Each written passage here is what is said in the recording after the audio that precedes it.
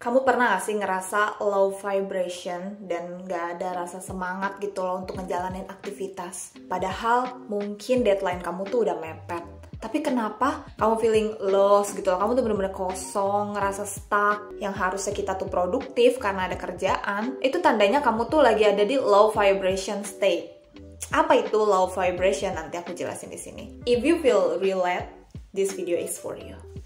Hey guys, welcome back to my channel. Kembali lagi di segmen Sharing is Caring. Apa kabar teman-teman semua? Semoga kalian sehat dan selalu bahagia. Pernah ada di posisi ini, aku merasa stuck, gak tahu alasannya tuh kenapa. Padahal kerjaan ada di depan mata. Padahal kamu udah tulis to-do list gitu ya, di kertas. Atau kamu tuh udah scripting, kamu udah praktik manifest your dream life.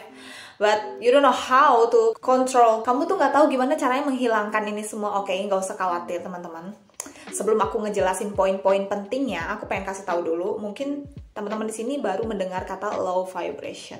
Kita tuh manusia tuh punya gelombang energi kan. Jadi everything is energy. You and me is energy. We are connected in the universe. Dan manusia itu ada high vibration and low vibration. What's that mean? Jadi high vibration itu ketika kamu tuh merasa relax. Kamu tenang, kamu bahagia, kamu penuh dengan cinta. Pokoknya full of joy, peace, love. Ya gitulah, itu high vibration. Kayak misalkan kamu mendapatkan nilai 100, kamu lulus ujian, misal kamu ditembak sama gebetan, itu adalah high vibration. Kamu merasa happy. Dan itu bisa disebut sebagai puncak atau tahta tertinggi kebahagiaan manusia. Kalau kamu merasa happy, pikiranmu positif, benar-benar wah euforia, kamu pasti nggak ada satupun mikir hal negatif kan? Nah, ada juga manusia bisa merasakan low vibration. Low vibration itu kita merasa marah, dendam sama seseorang, nggak ada harapan gitu, kamu kosong rasanya. Itu mulai low vibration. Aku tahu hidup itu ada bahagia, ada sedih. Manusia itu nggak ada yang sempurna. Kita nggak bisa selamanya bahagia, tapi kita juga nggak selamanya sedih. Akan ada pelangi setelah badai, betul kan? Jadi di sini bukan tentang toxic positivity ya. Bukan tentang ketika kamu lagi low, ketika kamu lagi bingung mau ngapain, itu kamu dipaksa untuk positif juga enggak. Makanya di sini aku akan berikan poin-poinnya kamu bisa melakukan ini ketika merasa low vibration. Apa itu? Yang pertama, stop dulu. Stop dan aware.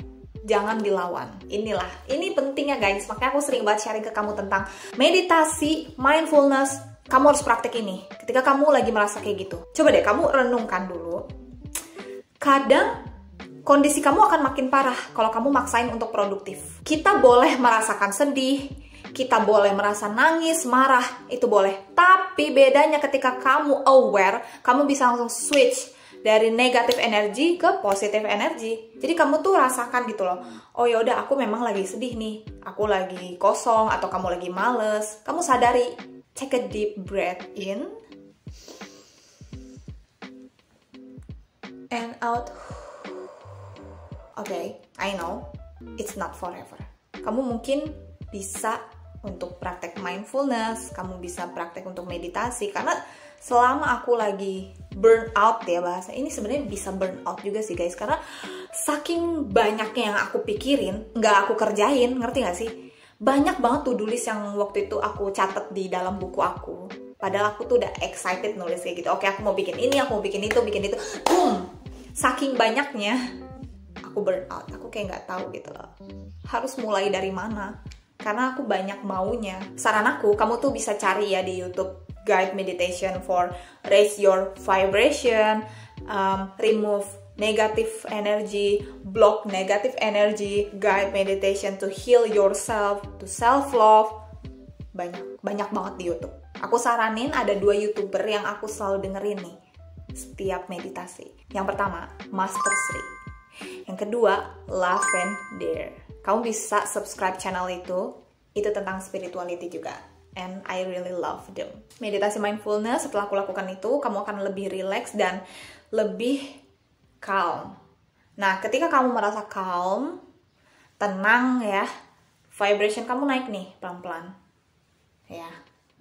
Dari yang low vibration, mungkin kamu ada rasa panik juga, terus tiba-tiba kayak naik nih pelan-pelan. Dan tips yang kedua itu kamu bisa jalan-jalan, apa ya bahasanya? Grounding ke alam. Aku yakin manusia tuh nggak ada yang sibuk banget. Nggak mungkin kamu 24/7 itu stay kerja, nggak ada waktu relax, nggak mungkin. Misal kamu ada cafe break atau jam istirahat lah, pasti punya jam istirahat kan? Nah, jam istirahatnya itu bisa kamu pakai untuk jalan-jalan ke alam. Nih, aku ya contoh, kalau aku itu suka jalan-jalan di komplek. Kebetulan rumah aku ini merupakan komplek perumahan yang bersahabat dengan alam lah. Jadi masih banyak pohon, lapangan yang terbuka. Aku bisa rasakan udara segar. Aku bisa menginjak tanah gitu loh. Aku bisa merasakan angin sepoi-sepoi, daun-daun yang terbang-terbang di pohon ketika kena angin. Di situ aku merasa relax banget. Apalagi misalkan aku ketemu kucing di jalanan, ini makin bikin aku happy sih, karena aku suka banget sama binatang. Nah, coba deh kamu tuh mulai bersahabat dengan alam. Gak harus kayak jalan komplek perumahan nikmatin angin sepoi-sepoi terus daun pohon terbangan juga enggak. Tapi kamu bisa pergi ke pantai, bisa ke air terjun, ke sungai, ke danau. Pokoknya alam yang benar-benar terbuka. Kamu bisa connect secara jiwa dengan alam. Karena gini loh, rasanya enak banget ketika kamu no distraction with your phone. Kamu put your phone di dalam rumah dan kamu jalan sendiri, nggak megang HP, kamu lihat langit. Atau kalau misalkan kamu tinggal di perkotaan, itu susah banget kan menemukan alam terbuka.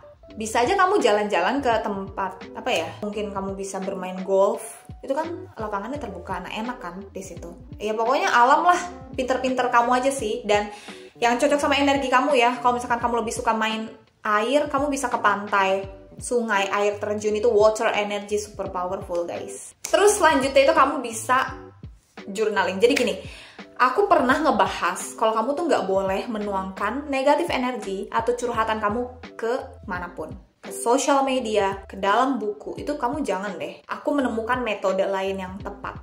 Kalau kamu benar-benar kesel banget ya, lagi benar-benar marah sama seseorang, kamu lagi capek, kamu boleh banget nangis ya. Atau kamu boleh sambil nulis gitu. Atau enggak kamu sambil meditasi, sambil nangis, itu boleh. Ini terserah ya. Aku nggak maksa kamu mau praktek yang mana. Tapi kalau caraku, aku memang meditasi. Aku nggak suka nulis. Males aja kalau nulis. Mendingan aku nulis scripting my dream life gitu. Tapi kalau untuk yang marah-marah, aku lebih suka meditasi. Nah, kalau kamu emang tipenya yang suka nulis ketika lagi marah, aku saranin jangan pernah di sosial media. Please banget jangan pernah kamu curhat di Twitter, di X, atau di thread. Kamu kayak nge-tweet gitu, nyindir seseorang, atau marah emosi kamu saat ini. Sadar gak sih? Social media itu mencerminkan diri kamu. Ketika kamu publish kalimat yang kamu rasakan pada saat itu, atau kamu publish emosi kamu saat itu, orang lain tuh bisa tahu kalau, oh kamu tuh orangnya kayak gini ya. Nah, caraku ketika kamu pengen menulis emosi kamu saat itu, kamu boleh ambil satu kertas, kamu tulis semuanya, mau sampai nangis atau mau sampai itu terserah. Kamu baca, kamu liatin. Ada titik dimana kamu pas kamu baca tuh, kok gue emosian banget ya? Buset, ini serius nih gue ngerasain kayak gini. Coba deh guys, kamu pasti sadar deh, serius nih gue merasakan kayak gini. Kok lebay banget ya gitu. Pasti ada momen kayak gitu. Nah setelah itu kamu tulis, kamu bakar, atau kamu robek-robek, kamu buang. Ini cara yang oke sih. Nah setelah itu, kamu kan udah selesai tuh menulis hal yang kamu benci. Kamu lanjut nulis hal yang kamu syukurin. Terserah mau 3 atau 5, berapalah sesuka hati kamu. Kamu bersyukur, aku bisa makan makanan yang enak. Aku habis nonton drama yang aku suka. Aku sehat, metabolisme aku lancar. Ya banyak lah, pokoknya hal yang kamu syukuri saat itu. Aku bisa bernafas. Ini penting loh guys. Nafas tuh penting loh, jangan lupa napas ya. Ini pasti lucu sih kamu ngedengarnya. Kok tumben sih aku ngomong jangan lupa napas? Ya pasti orang juga bernapas. Guys, ketika orang lagi emosi, orang nggak inget sama napasnya. Ketika manusia lagi marah nih, kamu nih ya gini, pasti kamu lupa untuk lupa kan untuk tarik napas. Pasti lupa karena apalagi emosi. Hal yang paling aku syukuri ketika aku mulai untuk scripting di pagi hari adalah I can wake up in this morning.